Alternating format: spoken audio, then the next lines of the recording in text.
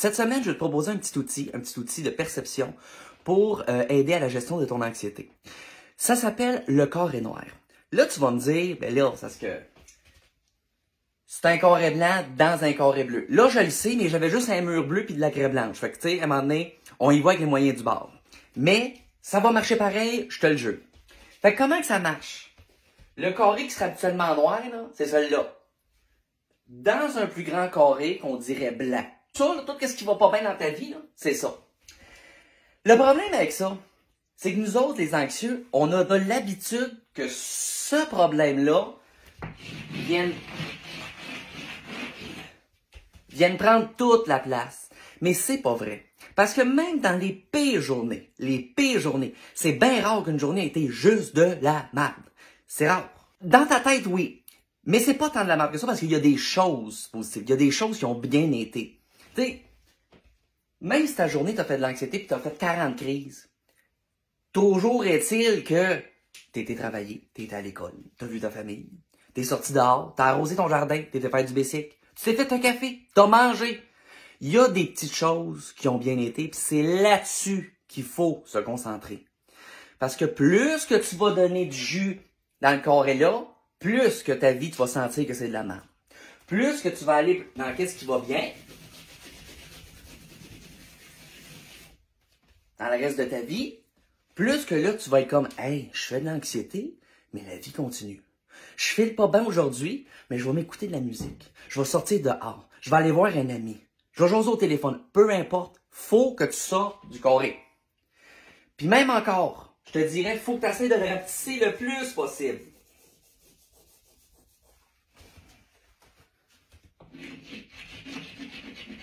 Tu essaies de le rapetisser le plus possible pour qu'il vienne tout petit.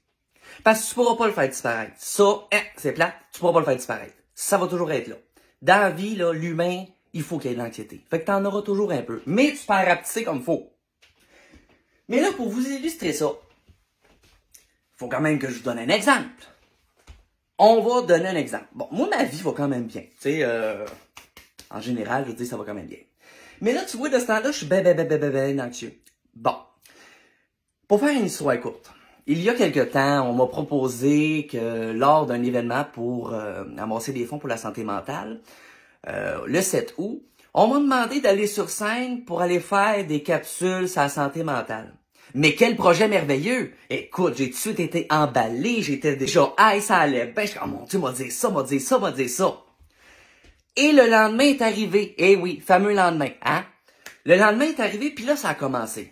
D'un coup, j'ai l'air fou, d'un coup, j'ai l'air niaiseux, d'un coup, les gens m'écoutent pas, je serais jamais capable de faire ça. Là, moi, je veux dire, écoute, là, je serais pas capable, m'a bégayé, m'a tombé à terre, m'a faire une crise, c'est sûr et certain, m'a faire une crise de panique. Fait que là, ces temps-ci, là, je donne bien de la place à mon carré noir. Là, tout va mal, y a rien qui va, j'ai plus de talent, ça marche pas. Mais là, je suis quand même pas pour rester comme ça, hein? Surtout que, tu sais, si je commence à gosser mon entourage pendant un mois jusqu'à temps que cet événement-là arrive, ils vont être tannés aussi, tu sais. Fait que là, faut faire l'exercice, faut que je le fasse moi aussi, hein, parce que je suis autant pogné que vous autres. Fait que là, au lieu de me dire, je serais pas capable, j'ai commencé à me dire, attends une minute. Moi, là, qu'est-ce que j'ai accompli, mettons, dans la vie? Parce que si on commence à chercher, ben écoute, il y a 3 ans, j'ai passé à la TV pour dire que j'étais fou. Bon, c'est pas tant ça, là, mais tu sais, je veux dire, c'était une thérapie qui était filmée, un vrai selfie. J'ai fait ça pendant 10 semaines, 70 jours à me filmer. Je l'ai fait. Ça a passé à la TV. Il y a même eu des rediffusions. Écoute, après ça, j'ai passé à Ça ne se demande pas, où est-ce qu'il fallait, on parlait du trouble obsessionnel compulsif. V'là 1 an et demi, j'ai passé à l'émission de radio Penelope McQuaid. J'ai parlé à Penelope pour lui parler de l'anxiété. Puis l'été passé, j'ai sauté en bungee. Moi qui suis hypochondriaque qui a peur de mourir, j'ai sauté en bungee. Là, tu commences à penser à ça, t'es comme, ben dans le fond, dans la vie, je suis quand même pas si pire que ça. J'en ai réalisé des affaires. Puis là, faut que tu donnes encore plus de place au positif. Qu'est-ce que j'ai aussi? Coudonc? J'ai un toit sur la tête. Je mange à tous les repas. J'ai toujours de la bouffe sur la table. On s'entend que, hein, je suis loin d'être celui qui s'empêche de manger un petit cornet à crèmerie, tu sais. J'ai une famille, j'ai un chat, j'ai des amis, j'ai une carrière. Coudonc, dans le fond, Pas si loser que ça dans la vie, hein? Juste en faisant cet exercice-là aujourd'hui avec vous, déjà là, j'ai l'impression que je me sens mieux. On dirait que ça libère, tu sais, ça défait le nœud un peu. Puis ça, faut le pratiquer à tous les jours. Tout le temps. Si tu veux, là, tu peux te faire un carré avec ton carré noir à tous les jours. Puis là, t'essayes de le faire rapetisser. Puis là, tu te dis, attends une minute, j'ai fait ça, j'ai réussi ça, je vais aller marcher, je vais faire de la méditation. Puis t'essayes de le grossir, tu l'écrases, le carré noir, tu t'assis dessus.